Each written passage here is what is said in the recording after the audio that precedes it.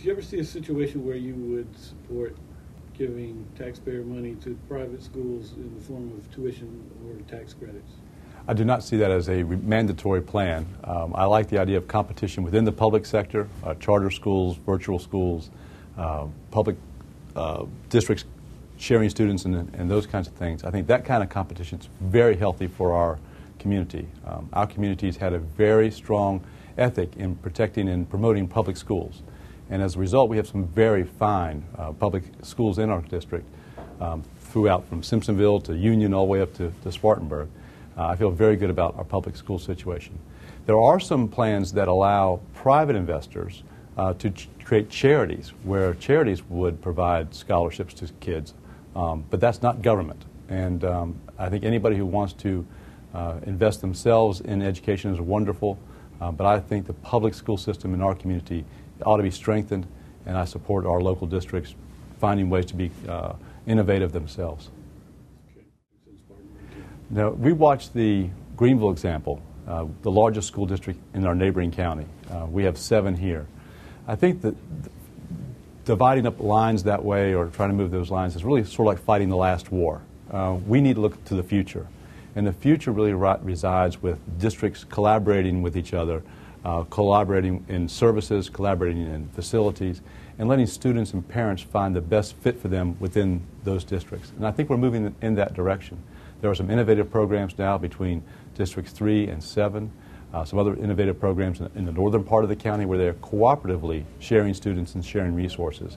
I think trying to look backwards about how these lines were drawn 45 years ago is not serving this generation of kids. And so I'm looking forward to the innovative changes that these modern districts or modern leaders are putting forward.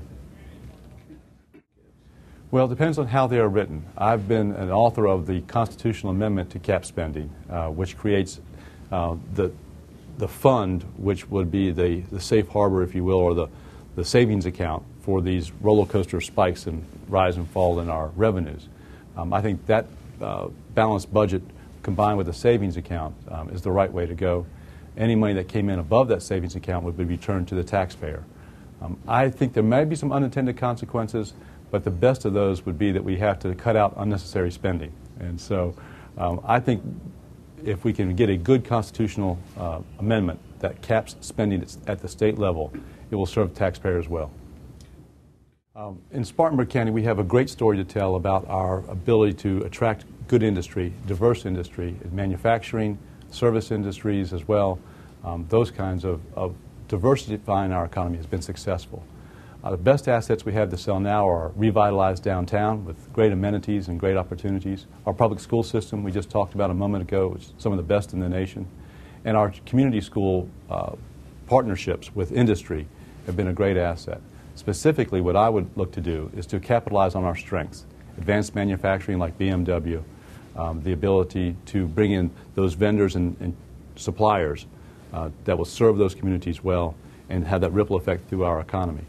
Also, I would work with our colleges and universities to enhance our ability to have research and development here in this community, as well as our healthcare sources, our hospital system, our physicians. We have some world-class physicians and researchers here. And I think when we're competing around the world for high-wage and high-tech jobs, marrying up our healthcare services, our universities and colleges here, along with our manufacturers, I think we can have some real assets that would attract more people here. Well, the billboard legislation was essentially a framework where if you had a billboard on a particular person's site and the county came in and said, we're no longer going to allow billboards in this area of the county, then it set up a framework for compensating that person who had the billboard for the loss of their property, the loss of their interest. So that sort of was a framework. Now, our particular county in Spartanburg had already acted, and so I think we are outside of that statewide framework. The idea really was to make sure that when your county is going in to do any kind of regulation of property use, that you recognize that someone who had an interest in that property was fairly compensated. It was a nationally recognized way to do this. Many other states had adopted it, and we just wanted to put a stable framework in for South Carolina.